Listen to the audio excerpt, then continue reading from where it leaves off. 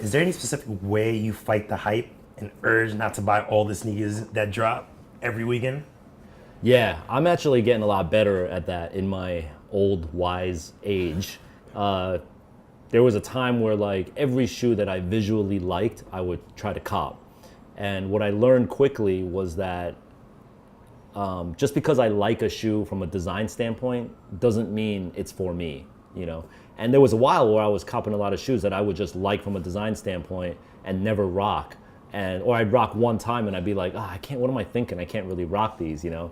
But now I have a much more sort of discerning taste, and I'm like, I even have like a little Twitter hashtag going that's like, I love these shoes, but they're too old for me to rock. Like it's a long ass hashtag, but there's so many shoes that I'm just like, you know, me and Clark Kent go back and forth about this all the time. Like, damn, I love this shoe. Like, I love, you know, Dunks so much, and I love the way they look, and I love everything about them, but I can't rock Dunks anymore for whatever reason. And there's so many shoes like that, like, you know, the recent Hirachis that came out, the Carnivore, is that what it's called? Carnivore Hirachis. Like, man, I love those shoes. I went to Nike Lab, checked them out, held them in my hand, and I was like, I love these, but I was like, hold up. Like, the alarm went off. I was like, I can't wear these shoes. Like, I am too old. I can't pull these off with the laces exposed and the strap undone. Like, I'm not gonna do that, you know? So I put them down, I respect them for what they are, and I kept it moving. So I'm much more discerning now about the shoes that I rock.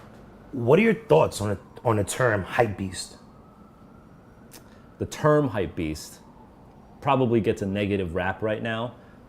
And I think it's a testament to the website, because what Kevin has created is incredible, because he's able to turn his brand into a common adjective that people use to describe each other. So I think the website is amazing. It's dope for what they do. But I think the term a hype beast is kind of negative because it connotes someone who doesn't actually have an opinion or a taste of their own or aesthetic. They're just buying what the hype beast blog and what, you know, complexes of the world and all the blogs are saying to buy. They just go out there and cop it, not really knowing the story behind each one or the lineage, meaning like this shoe came about because of this shoe, that shoe, and this shoe, and you don't even know who designed these shoes, and now you're just waiting 4 days in line to cop this or spending 4 times the money to get it.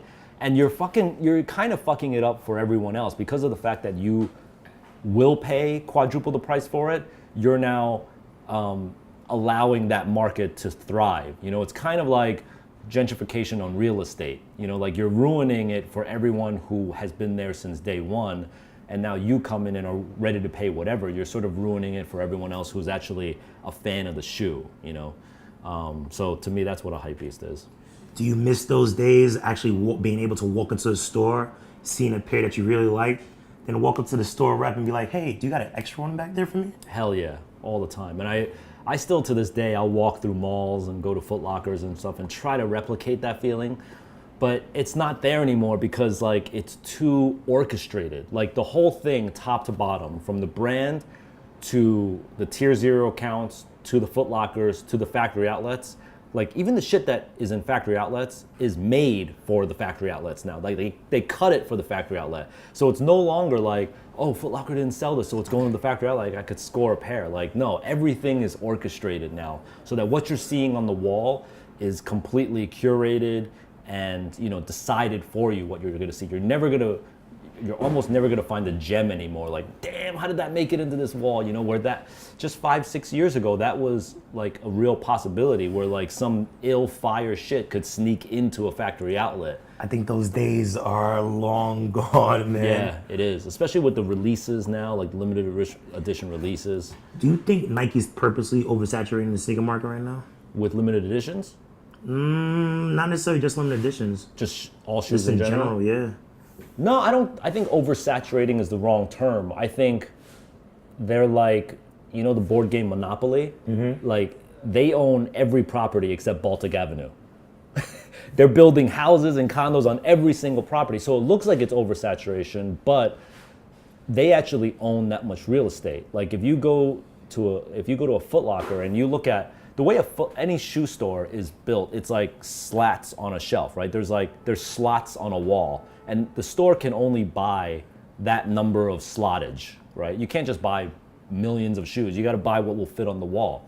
And if you look at any sneaker store now, Nike occupies 90% of that wall. You know, so they're not really oversaturating, they're fulfilling the current demand. And I think it's hard if you are like, man, if you're like a Ransom or like a Clay, like, I mean, pretty much every small footwear brand is fighting for like 2 slots on a wall in a sneaker store, you know, so it's really, really tough. But, you know, that's just a sign of the times right now. Nike's killing it. Nike and Jordan together are killing it.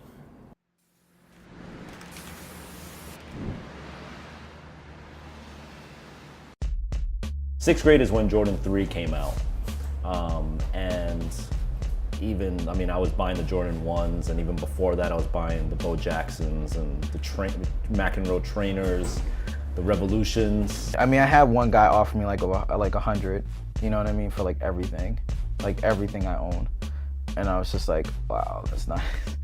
But, and it's a nice number, but I don't know. I mean, I just can't